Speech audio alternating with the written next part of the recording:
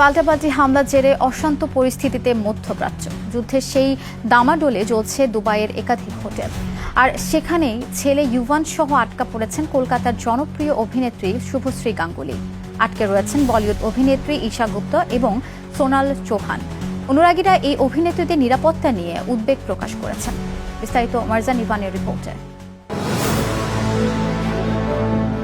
মধ্যপ্রাচ্যে চলমান যুদ্ধ পরিস্থিতির কারণে সংযুক্ত আরব আমিরাতের দুবাইয়ে আটকা পড়েছেন বলিউড অভিনেত্রী ও শাকিব খানের সঙ্গে দরদ সিনেমায় অভিনয় করা নায়িকা সোনাল চৌহান। ভারতের প্রধানমন্ত্রীর সাহায্য কামনা করে তিনি সামাজিক যোগাযোগ মাধ্যমে একটি পোস্টও দিয়েছেন। সোনাল চৌহান বর্তমানে দুবাই আন্তর্জাতিক বিমানবন্দরে রয়েছেন। আন্তর্জাতিক এয়ারলাইন্সের ফ্লাইট বাতিলের কারণে বিমানবন্দরে আটক যাত্রীরা উদ্বেগে সময় কাটাচ্ছেন এবং জানেন না কখন পুনরায় ফ্লাইট চালু হবে।